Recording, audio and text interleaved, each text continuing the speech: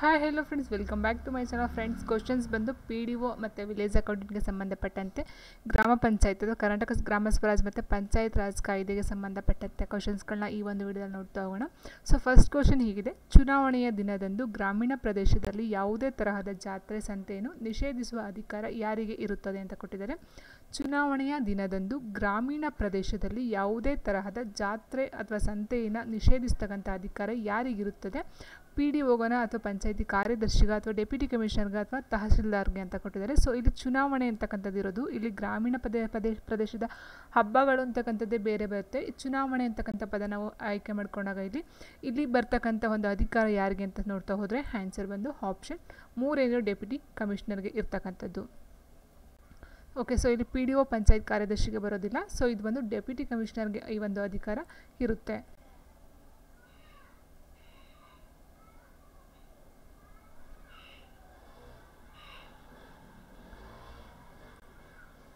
And next question ನೋಡ್ತಾ ಹೋದಾಗ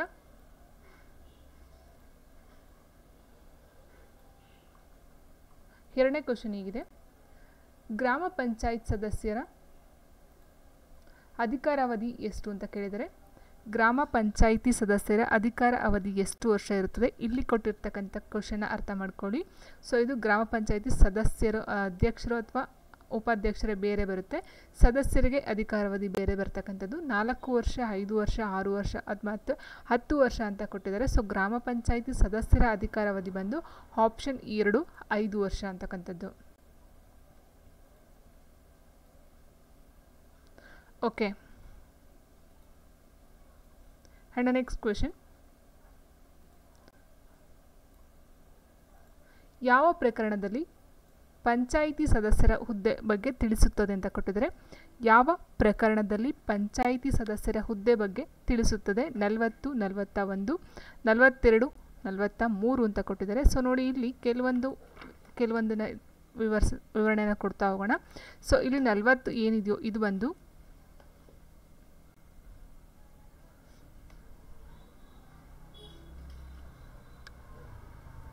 ಈ 40 ಅಂತಕ್ಕಂಥದ್ದು ಇದು ಬಂದು ಯಾವುದಕ್ಕೆ ಯೂಸ್ ಅಂತ ಹೇಳಿ ಯಾವ ಒಂದು ಪ್ರಕರಣ ತಿಳಿಸುತ್ತೆ ಅಂತ ಹೇಳಿದ್ರೆ, ಅಪರಾಧಗಳ ಸಂಬಂಧದಲ್ಲಿ ಪ್ರಾಸಿಕ್ಯೂಷನ್, ಅಪರಾಧಗಳ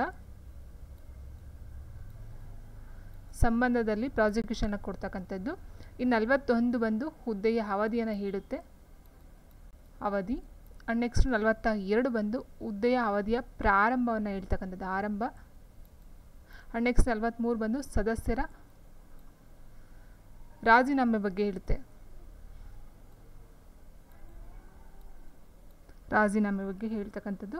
ಸೊ ಇಲ್ಲಿ ಕೊಟ್ಟಿರ್ತಕ್ಕಂಥ ಇದು ಏನಿದೆಯೋ ಇಲ್ಲಿ ಕೇಳೋದೇನು ಪಂಚಾಯಿತಿ ಸದಸ್ಯರ ಹುದ್ದೆ ಬಗ್ಗೆ ತಿಳಿಸ್ತಕ್ಕಂಥದ್ದು ಅಂತ ಹೇಳಿದರೆ, ಸೊ ಹುದ್ದೆಯ ಅವಧಿ ಅಂತಕ್ಕಂಥದ್ದು ಹೇಳ್ಬಹುದು. ಸೊ ಹುದ್ದೆಯ ಅವಧಿ ಬಂದು ಆಪ್ಷನ್ 2 ಏನಿದ್ದು 41 ಅಂತಕ್ಕಂಥದ್ದು ಹೇಳ್ತಕ್ಕಂಥದ್ದು. ಸೊ ಇಟ್ ಮೀನ್ಸ್ ಇಲ್ಲಿ ಏನಂತ ಹೇಳಿದರೆ 40 ಬಂದು ಅಪರಾಧಗಳ ಸಂಬಂಧ ಪ್ರಾಸಿಕ್ಯೂಷನ್. ಇಟ್ ಮೀನ್ಸ್ ಜಿಲ್ಲಾಧಿಕಾರಿಗಳ ಆದೇಶದ ಅನ್ವಯ ಇರದೆ ದಂಡನೀಯ ಅಪರಾಧವನ್ನು ಸಂಜ್ಞೆಯಾಗಿ ತೆಗೆದುಕೊಳ್ಳುವಂತಿಲ್ಲ ಅಂತಕ್ಕಂಥದ್ದು. ಇಟ್ ಮೀನ್ಸ್ ಅಲ್ಲಿ ಸಂಜ್ಞೆ ಮೂಲಕ, ಇಟ್ ಮೀನ್ಸ್ ಮಾತಿನ ಮೂಲಕ ತಗೊಳ್ತಕ್ಕಂಥದ್ದಲ್ಲ.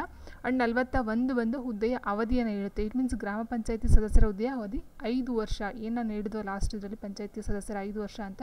ಸೊ ಅದು 41ನೇ ಪ್ರಕರಣದಲ್ಲಿ ನಾವು ನೋಡ್ತಾ ಹೋಗ್ತೀವಿ. ಇನ್ನು ಹುದ್ದೆಯ ಅವಧಿಯ ಆರಂಭನ ನೋಡ್ತಾ ಹೋಗ್ತೀವಿ 42ರಲ್ಲಿ ಅಂತ ಹೇಳಿದರೆ, ಚುನಾಯಿತಗೊಂಡ ಅಭ್ಯರ್ಥಿ ಹುದ್ದೆಯ ಅವಧಿ ಗ್ರಾಮ ಪಂಚಾಯಿತಿಯ ಪ್ರಥಮ ಸಭೆಗೆ ಗೊತ್ತುಪಡಿಸಿದ ದಿನಾಂಕದಿಂದ ಅವನ ಒಂದು ದಿನ ಸ್ಟಾರ್ಟ್ ಆಗ್ತಕ್ಕಂಥದ್ದು. ಸೊ ಅದನ್ನು ನಾವು 42ನೇ ಪ್ರಕರಣದಲ್ಲಿ ನೋಡ್ತಾ ಹೋಗ್ತೀವಿ. ಆ್ಯಂಡ್ 43ನೇ ಪ್ರಕರಣದಲ್ಲಿ ಅಂತ ಹೇಳಿದ್ರೆ ಸದಸ್ಯರ ರಾಜೀನಾಮೆ ಕೊಡ್ತಾರಲ್ಲ, ಸೊ ಅದು ಬಂದು 43ರ ಒಂದು ಪ್ರಕರಣದಲ್ಲಿ ನೋಡ್ತಕ್ಕಂಥದ್ದು. ಸೊ ಇಲ್ಲಿ ಹುದ್ದೆ ಬಗ್ಗೆ ತಿಳ್ಕೊಳ್ತಕ್ಕಂಥದ್ದು ಆಪ್ಷನ್ 2 ಏನಿದೆಯೋ, ಆಪ್ಷನ್ 2 41ನೇ ಪ್ರಕರಣ ಅಂತಕ್ಕಂಥದ್ದು. And next question. ಸೊ ನೋಡಿ, ನೆಕ್ಸ್ಟ್ ಕ್ವೆಶನ್ ಹೀಗಿದೆ: ಸದಸ್ಯರು ತಮ್ಮ ರಾಜೀನಾಮೆಯನ್ನು ಯಾರಿಗೆ ನೀಡುತ್ತಾರೆ ಅಂತ ಕೊಟ್ಟಿದ್ದಾರೆ. ಸದಸ್ಯರು ತಮ್ಮ ರಾಜೀನಾಮೆಯನ್ನು ಯಾರಿಗೆ ನೀಡುತ್ತಾರೆ? PDO, ಪಂಚಾಯತ್ ಕಾರ್ಯದರ್ಶಿ, ಪಂಚಾಯತಿ ಅಧ್ಯಕ್ಷರು, ತಹಸೀಲ್ದಾರ್ಗೆ ಕೊಡ್ತಕ್ಕಂಥದ್ದು. ಯಾರಿಗೆ ಕೊಡ್ತಾರೆ? ಏನು ನಾವು ನೋಡಿದ್ವಿ 41ನೇ ಪ್ರಕರಣ ಹುದ್ದೆ ಅವಧಿಯನ್ನು ಹೇಳುತ್ತೆ. ಆ್ಯಂಡ್ ಅವ್ರಿಗೆ ಇರ್ತಕ್ಕಂಥ 5 ವರ್ಷಗಳ ಒಂದು ಅವಧಿ ಅಂತಲೂ ಸಹ ಗೊತ್ತಾಯಿತು. ಆದರೆ ಅವರು ಸದಸ್ಯರು ತಮ್ಮ ರಾಜೀನಾಮೆಯನ್ನು ಯಾರಿಗೆ ಕೊಡ್ತಾರೆ? ಒಂದು ಪಂಚಾಯತಿಲಿ ಇರ್ತಕ್ಕಂಥ PDO ಕೊಡಬೇಕಾ, ಅಥವಾ ಕಾರ್ಯದರ್ಶಿಯವ್ರು ಕೊಡಬೇಕಾ, ಅಥವಾ ಅಧ್ಯಕ್ಷರಿಗೆ ಕೊಡಬೇಕಾ, ಅಥವಾ ತಹಸೀಲ್ದಾರ್ಗೆ ಕೊಡಬೇಕಾ ಅಂತಕ್ಕಂಥದ್ದು ಕ್ವಶನ್ಸು. ಸೊ ಇಲ್ಲಿ ನಾವು ನೋಡ್ತಾ ಹೋದಾಗ ಆನ್ಸರ್ ಬಂದು ಆಪ್ಷನ್ 3 ಏನಿದೆಯೋ ಪಂಚಾಯತಿ ಅಧ್ಯಕ್ಷರಿಗೆ ಸಂಬಂಧಪಟ್ಟಂತೆ ಇವರು ಈ ಒಂದು ರಾಜೀನಾಮೆ ಪತ್ರವನ್ನು ಕೊಡಬೇಕಾಗುತ್ತೆ. ಸೊ PDO ಕೊಡೋಗಿಲ್ಲ, ಪಂಚಾಯತಿ ಕಾರ್ಯದರ್ಶಿಗೂ ಸಹ ಕೊಡೋಗಿಲ್ಲ, ಪಂಚಾಯತಿ ಅಧ್ಯಕ್ಷರಿಗೆ ಅವರ ಒಂದು ರಾಜೀನಾಮೆ ಪತ್ರವನ್ನು ಕೊಡಬೇಕಾಗುತ್ತೆ. ಹೆಣ್ಣು ನೆಕ್ಸ್ಟು ಇಲ್ಲಿ ಕೇಳಿದರೆ ರಾಜೀನಾಮೆ ಪತ್ರವನ್ನು ಅಂಗೀಕರಿಸಲು ಕನಿಷ್ಠ ಎಷ್ಟು ದಿನಗಳನ್ನು ಅಧ್ಯಕ್ಷರು ತೆಗೆದುಕೊಳ್ಳುತ್ತಾರೆ. ಸೊ ನಾವು ನೋಡಿದ್ವಿ ಅಲ್ವಾ, 5 ವರ್ಷ ಏನು ಸದಸ್ಯರ ಒಂದು ಅಧಿಕಾರಾವಧಿ ಅಂತ ನೋಡಿದ್ವಿ, ಅವರ ಒಂದು 41ನೇ ಪ್ರಕರಣಕ್ಕೆ ಸಂಬಂಧಪಟ್ಟಂತೆ ನೋಡಿದ್ವಿ. ಆ್ಯಂಡ್ ನೆಕ್ಸ್ಟ್ ಇವ್ರು ಬಂದು ಅಧ್ಯಕ್ಷರಿಗೆ ತಮ್ಮ ರಾಜೀನಾಮೆ ಪತ್ರವನ್ನು ಕೊಡ್ತಾರೆ ಅಂತ ಹೇಳಿದ್ವಿ. ಆದರೆ ಈ ರಾಜೀನಾಮೆ ಪತ್ರವನ್ನು ಅಧ್ಯಕ್ಷರು ತಗೊಳ್ತಾರೆ. ಸೊ ಎಷ್ಟು ದಿನವರೆಗೆ ಆ ಒಂದು ಪತ್ರ ಲೆಕ್ಕದಲ್ಲಿ ಇರ್ತಕ್ಕಂಥದ್ದು, ಇಟ್ ಮೀನ್ಸ್ ಅಂಗೀಕಾರ ಹೊಂದಿರುತ್ತೆ ಅಂತಕ್ಕಂಥ ಕ್ವಶನ್ ಇದು. ಸೊ 14, 15, 30, 45 ಅಂತ ಕೊಟ್ಟಿದ್ದಾರೆ. ಸೊ ಇವರು ಏನು ಕೊಟ್ಟಿರ್ತಾರೋ ರಾಜೀನಾಮೆ ಪತ್ರನ, ಸೊ ಆನ್ಸರ್ ಬಂದಿದ್ದಕ್ಕೆ 15. ಸೊ ಈ ಒಂದು 15 ಅಂತಕ್ಕಂಥದ್ದು ಏನಿದೆಯೋ 15 ದಿನ, ಸೊ 15 ದಿನಗಳವರೆಗೆ ಆ ಪತ್ರಕ್ಕೆ ಒಂದು ಅಂಗೀಕಾರ ಇರುತ್ತೆ. ಸೊ ಅಷ್ಟರಲ್ಲಿ ಬೇಕಾದ್ರೆ ಅವರು ವಾಪಸ್ ತೊಗೊಂಡು ಸಹ ತೊಗೊಳ್ಬೋದು, ಮತ್ತು ಕೆಲಸಕ್ಕೆ ತೊಗೊಂಡು ಸಹ ತೊಗೊಳ್ಬಹುದು. ಸೊ ಕನಿಷ್ಠ 15 ದಿನಗಳ ತನಕ ಆ ಒಂದು ರಾಜೀನಾಮೆ ಪತ್ರವನ್ನು ಯಾವುದೇ ಒಂದು ಚೇಂಜಸ್ ಸಹ ಮಾಡಬಹುದಾಗಿರುತ್ತೆ.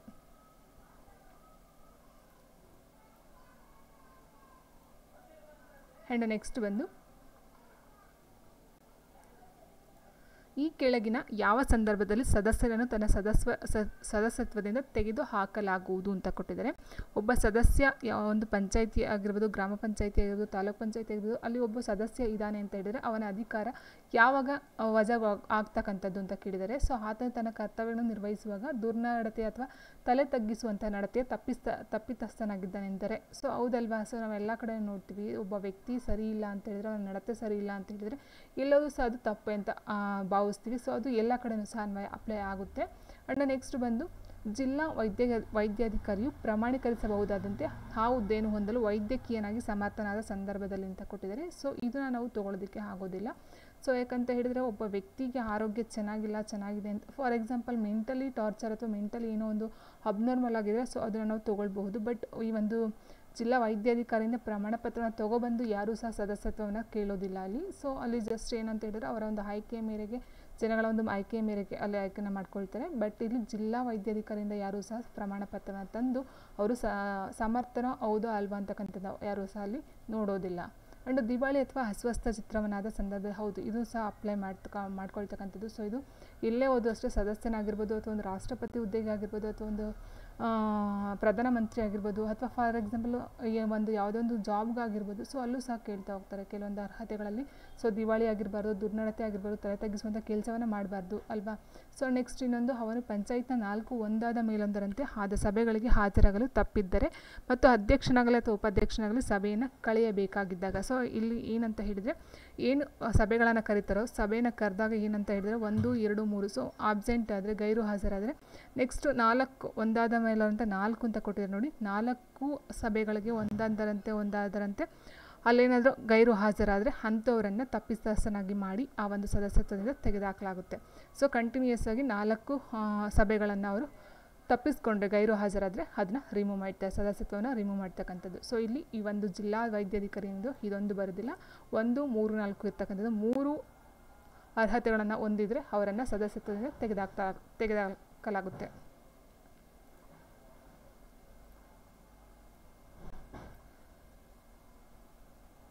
ಆ್ಯಂಡ್ ನೆಕ್ಸ್ಟು ಅಧ್ಯಕ್ಷ ಅಥವಾ ಉಪಾಧ್ಯಕ್ಷರ ಚುನಾವಣೆಯ ಬಗ್ಗೆ ತಿಳಿಸುವ ಪ್ರಕರಣ ಯಾವುದು ಅಂತ ಕೊಟ್ಟಿದ್ದಾರೆ. 40, 41, 42 ಮತ್ತು 44 ಅಂತೂ ಕೊಟ್ಟಿದ್ದಾರೆ. ಸೊ ನಾವು ಆಲ್ರೆಡಿ ನೋಡಿದ್ವಿ ಅಲ್ವಾ. ಸೊ ಲಾಸ್ಟು ಅಧ್ಯಕ್ಷರು ಮತ್ತು ಸದಸ್ಯರ ಬಗ್ಗೆ ನೋಡ್ತಾ ಹೋದಾಗ ಇಲ್ಲಿ ಕೇಳಿದ ಚುನಾವಣೆಯ ಬಗ್ಗೆ, ಅಧ್ಯಕ್ಷ ಅಥವಾ ಉಪಾಧ್ಯಕ್ಷರ ಚುನಾವಣೆಯ ಬಗ್ಗೆ ತಿಳಿಸ್ತಕ್ಕಂಥ ಒಂದು ಪ್ರಕರಣ ಯಾವುದು ಅಂತ ಕೇಳಿದರೆ.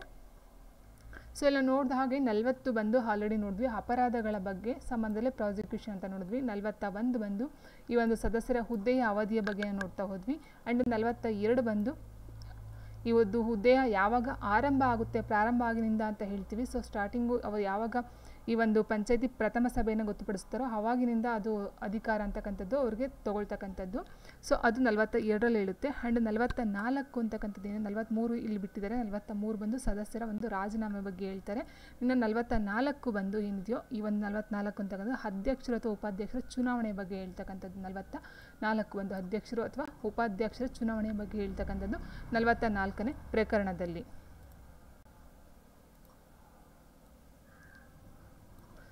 ಸೊ ಇದು ಒಂದು ಅಧ್ಯಕ್ಷ ಅಥವಾ ಉಪಾಧ್ಯಕ್ಷ ಚುನಾವಣೆ ಬಗ್ಗೆ ತಿಳಿಸ್ತಕ್ಕಂಥದ್ದು. ಆ್ಯಂಡ್ ನೆಕ್ಸ್ಟ್ ಬಂದು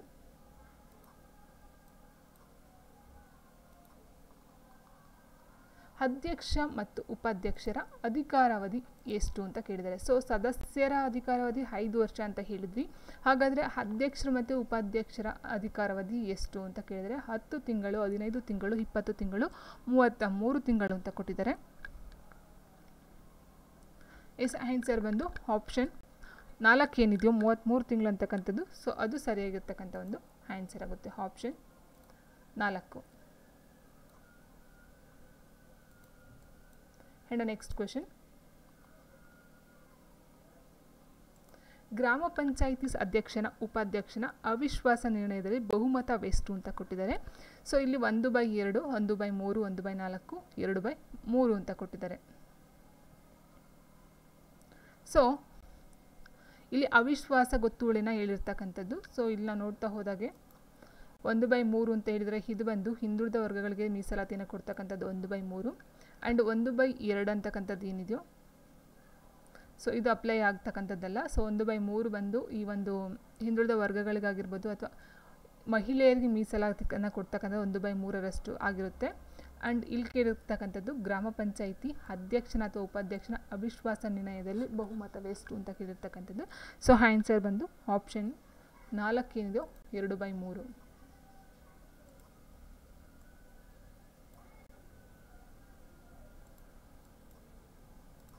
And the next question,